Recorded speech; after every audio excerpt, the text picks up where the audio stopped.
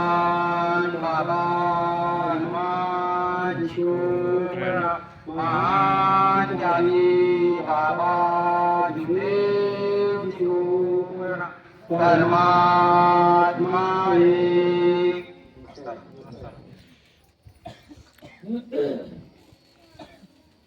पूज्य परमात्मा के मने वर्तमान नगर नागपूर नागपूरच्या वतीने भगवान बाबा हनुमानच्या वतीने महान की बाबा जिंदगी आशीर्वादाने आजची चर्चा करत नवनवीन कार्य सुनील नकाळे यांच्या निवासस्थानी सुरू झालेली आहे। या चर्चामध्ये सृष्टीला बुद्धी देवता भगवान बाबा हनुमान या नामाच्या तसेच मानव धर्माचे संस्थापक सर्वांचे सद्गुरू महान जागी बाबा जिंदगी हे सुद्धा प्रति अन्नामाच्या पूर्ण तसेच मातृश्री वाराणसी जिंदगी छत्तीसगड हे सुद्धा प्रति या नामाच्या पूर्ण हे आजच्या चर्चा बैठकीचे अध्यक्ष मान्य लोहारा परिसरातील मार्गदर्शक देवगुरुजी यांना सुद्धा माझे नमस्कार। आणि सुरुवातीला मार्गदर्शक गुरुजी यांना सुद्धा माझे नमस्कार। हे आजच्या चर्चा बैठकीचे उपाध्यक्ष महादेवजी भांगे यांना माझा नमस्कार। हे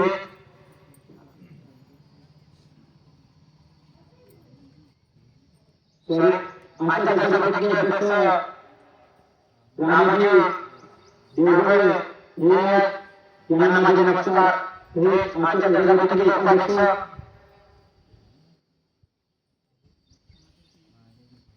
महादेवजी भांगे यांना माझे सुद्धा नमस्कार। हे आजच्या चर्चा बैठकीचे उपस्थित सर्व सेवक सेविका वाचका यांना सुद्धा माझे नमस्कार। मला सगळ्या सर्वांनी अनुभव विचारले मी थोडक्यात आपल्यासमोर बाबाच्या आयतीतला एक अनुभव सादर करतो। नगरधन या गावी बाबाचा दौरा होता। बाबा आणि मानसीबाई हे नगरधन या गावी दौऱ्यामध्ये गेले तेव्हा सायंकाळपर्यंत नगरधनला आले आणि एका सेवकाने मुक्काम होता तेव्हा त्या सेवकाने बाबांचा पाहुणचार केला होता। पाहुणचारामध्ये त्यांच्या घरी काही सेवक गावातील काही सेवक होते। 5-6 सेवक आले आणि बाबा होते त्यांच्या घरी मुक्काम होता तेव्हा त्यांच्या इथं कोणाचे डुबे बनवले होते। तर बाबा काही सेवकांना मार्गदर्शन करत होते आणि आई त्या सेवकीच्या स्वयंपाकामध्ये हात धुवायला बसली होती तेव्हा त्या सेवकीला 2 मुलं होती। त्या सेवकीला 2 मुलं होते आणि त्या सेवकी स्वयंपाकाला होते ते लहान मुलं होते, एक 4 वर्षाचा आणि एक 6 वर्षाचा। त्यांना काही समजत नव्हतं की आपल्या घरी कोण आलं कोण नाही। ते लहान होते म्हणून ते असेच त्याची आई भाऊ बनवायची आणि ते मुलं त्या खाऊला 1-2 रुपयाचे खायचे आणि पडायचे, 1-2 रुपयाचे खायचे आणि पडायचे। असे करता करता त्याच्या आईला राग आला आणि त्याची आई म्हणाली की कुणी पण आलं काही बनवताना हे मुलं असेच करतात। त्यांना समजायचे की असं नाही भांडण खायचं पण ते काही ऐकायचे नाही। ते पुन्हा प्रयत्न करायचे 1-2 घेतला की दरवाजे खायचे आणि पडायचे। तर वारस साहित्य सुद्धा बसली होती आणि बाबाला कोण काय करते सर्व दिसायचं। बाबा अंतर्यामी होते। जो सेवक काही करायच्या काही बोलायच्या त्यांना माहीत असायचं। त्या सेवकीच्या मुखातून असे शब्द निघाला की ते मुलं पुन्हा आले आणि त्यांनी पुन्हा पुढे गेले आणि पळाले। तर त्यांच्या मुखातून शब्द निघाला की मरून गेल्या असत्या तर चांगला झाला असता। हे शब्द त्या सेवकीला सर्व जीवन वगैरे आटोपलं आणि बाबाला हे कहाणी माहीत झाली। तर सकाळी बाबाने नाश्ता वगैरे केला आणि जाण्यासाठी निघाले। बाबा आपल्या निवासस्थानी गेले। निवासस्थानी गेल्यानंतर आईसोबत ते मुलं 7 वाजेपर्यंत गेले. बाबा आपल्या घरी पोहोचले पण मुलं काही उठेना. त्यांची आई म्हणायची की आजपर्यंत हे रोज सकाळी लवकर उठायचे आणि आजच का नाही उठले. बाबा गेल्यानंतर त्यांनी त्या मुलांकडे जाऊन पाहिला. त्यानंतर ते बेशुद्ध झालेले होते. त्यांना आवाज मारत होते. ते बोलण्यास आणि हालण्यास तयार नव्हते. त्यांची फक्त श्वास आणि कान हलत होते.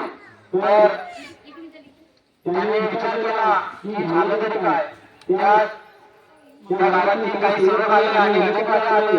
तर ते हरिपाठ म्हणत आले की यांच्या इथं एक अगरबत्तीवाला बाबा असता. त्याने काहीतरी केले असेल म्हणून त्यांनी रातभर मुक्काम केला. म्हणून आज बेशुद्ध आहे आणि बोलत नाही. तर त्याला बोलवला आणि त्याच्या पटाला त्याला आपण मारू आणि त्याला हटवून काढू. तर त्या गावातील सेवक म्हणाले की आमच्या बाबा तुम्ही काय म्हणायचे नाही. काय होणार या मार्गामध्ये आम्ही आहोत. आमचे सेवक आहे. आम्ही स्वतः पण त्यांच्या काय नाही. आमचा भगवंत आहे. आम्ही आमचा भगवंत आणि बाबा आमचे जे काही करतील ते आम्हाला भगवंत आहे. तर असं म्हणून ते गावातील हरिपाई चूप राहिले. त्यानंतर ते सखीबाई आणि सेवक त्यांनी विचार केला की आपल्यापाशी काही चुकतं नाही. 3-4 दिवसापासून काही चुकतं नाही. कारण बाबा आपल्या निवासस्थानी असून सुद्धा ही अशी परिस्थिती घडली. म्हणून त्या सेवकांनी विचारलं की सखीबाई तुमच्या घरी जाण्यामध्ये काही चुकून झाली असेल तर आता सांगून द्या. तर त्या सखीबाई म्हणाल्या की सगळे सोडा आणि बाबाच्या निवासस्थानी चला. बाबाच्या निवासस्थानी सेवक बसत होते आणि बोलत एकत्र राहिले. त्या गावातील त्यांच्यापासून त्या मुलांपाशी गेला आणि ते सेवक बाबांकडे गेले. बाबाच्या निवासस्थानी गेल्यावर बाबापाशी गेले आणि बाबांना नमस्कार केला आणि बसा म्हटला. तर बाबांनी विचारले की आता तुमचा काय प्रॉब्लेम आहे. आता तुमच्या घरून आलो आणि तिथेच विचारत होता काय झालं काय नाही म्हणून. तर त्या सेवकाने सांगितलं की बाबा आपल्याला त्यानंतर आम्ही आणि आम्ही त्यांना उठवायला गेलो सुद्धा हालत नाही बुडत नाही. फक्त त्यांची श्वास चालू आहे आणि डोळ्याची हालचाल चालू आहे. तर त्यांना काय झालं काही माहिती नाही. डॉक्टर पण सांगू लागला की त्यांच्या BP सर्व ठीक आहे पण ते बुडत नाही. तर बाबांनी त्यांना मार्गदर्शन केला की सखीबाई आपण कुठेतरी चुकला असेल किंवा 2-3 दिवसाच्या अगोदर तुमच्यासोबत काही चुकी झाली असेल त्या चुकीची तुम्ही आठवण करा आणि क्षमा मागा. तर त्या सखीबाईने सांगितले बाबाला की हो बाबा म्हणे मी आपल्यासाठी पकवान बनवले होते तेव्हा हे मुलं एकदम यायचे खायचे आणि पळायचे आणि खायचे आणि पळायचे. तर अशा म्हणजे मी माझ्या मुलाची समजुती केला म्हणे बाबा की म्हणून त्याचा तर चांगला होता. हे असे शब्द वापरले म्हणे. तर बाबांनी त्यांना मार्गदर्शन केलं की काही नाही मुलाला तोडण्याचा आणि भगवान बाबा हनुमानजीला समाना महानभागी बाबा गणपतीला समाना आणि मातेश्वर अरुणेश्वराला सुद्धा समाना व त्या मुलांना छोटे असतील तरी सुद्धा त्यांना समाना. असं बाबांनी त्यांना मार्गदर्शन केलं. घरी गेल्यानंतर त्यांनी सर्वांना समान मागितलं आणि ते मुलं उठल्यानंतर त्याने आपल्या आईने वडिलांना आवाज मारली. तेव्हा त्या सखीबाईंना आपली चूक कळली. सखीबाई सर्व काही सहन करू शकते पण मुलांना व पतिदेवाला वाईट बोलणे हे कधी सहन नाही करत. सखीबाई मागे कोणी विचारणार तुम्ही कसं माझ्या घरी असो किंवा मुलीच्या घरी असो पण सखीबाई हे मागे बोलणार मुलगा कामाच्या सखीबाई समाविष्ट सर्व कामं करते सर्व सहन करते पण मुलगा आणि पती थोडासा कुठे चुकला तर सखीबाई असे शब्द वाढते की जे आपल्या मनात आले नाही. तर आपल्याला इतरांसाठी नियम आहे. त्या 5 नियमामध्ये बाबांनी सांगितले आहे आणि